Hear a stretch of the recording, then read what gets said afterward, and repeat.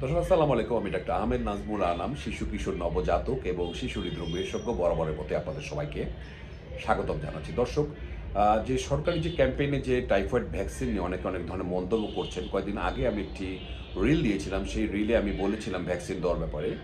আসলে সরকারি যে ভ্যাকসিন সেটা কিন্তু কনজুগেট ভ্যাকসিন, টিসিভি ভ্যাকসিন, এটা আপনাকে বুঝতে হবে। এবং কনজুগেট ভ্যাকসিন কিন্তু যে নর্মালি আমরা যে ভ্যাকসিন বাজারে কিনে দিচ্ছি সেটা হচ্ছে পলিস্যাকারাইড ভ্যাকসিন। তো কনজুগেট ভ্যাকসিনের সাথে পলিস্যাকারাইড ভ্যাকসিনের কিছু পার্থক্য আছে। তাহলে সরকারি যে ভ্যাকসিন যে আপনি কনজুগেট ভ্যাকসিনটি পাচ্ছেন সেটি কিন্তু ইমিউনিটি অনেক বেশি সময় ধরে দেয়, অর্থাৎ ভ্যাকসিনের যে কার্যকারিতা সেটা অনেক দীর্ঘমেয়াদী হয়, যেটা পলিস্যাকারাইড ভ্যাকসিনে অত দীর্ঘমেয়াদী, যেটি আমাদের লোকাল মার্কেটে আমরা পারচেস করে দিই, বিভিন্ন নামে আছে, আমি বলেছিলাম ভ্যাক্স পয়েন্ট নামে পাওয়া যায়। তো কনজুগেট যে ভ্যাকসিন সেটি কিন্তু সরকার দিচ্ছে এবং এই ভ্যাকসিনের যে ইমিউনিটি অনেক বেশি দিন থাকবে, অর্থাৎ রোগ প্রতিরোধ ক্ষমতা অনেক দিন বেশি থাকবে। এবং এটা কিন্তু ছোট বাবুদের দেওয়া যায়, অনেক ছোট 6 মাসের উপর দিয়ে বাবুদের দেওয়া যায়। গভর্নমেন্ট যেটা দিচ্ছে 9 মাস থেকে শুরু করেছে। এবং এটি যে আমি যেটা বলেছি যে এটির দীর্ঘমেয়াদী যে প্রোটেকশন সেটা আপনার বাবুকে অনেক দিন নিরাপদ রাখবে।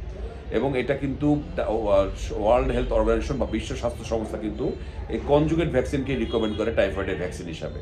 সুতরাং আপনার বাবুকে অবশ্যই আপনি রেজিস্ট্রেশন করে টাইফয়েডের ভ্যাকসিন দিয়ে দেবেন। কনজুগেট ভ্যাকসিন যেটি গভর্নমেন্ট দিচ্ছে, এটা ওয়ার্ল্ড হেলথ অর্গানাইজেশন, ইউনিসেফ, গ্যাভির যে সঙ্গে মিলে বাংলাদেশ সরকার দিচ্ছে। সুতরাং আপনার বাবুকে ভ্যাকসিন দেবেন। ধন্যবাদ।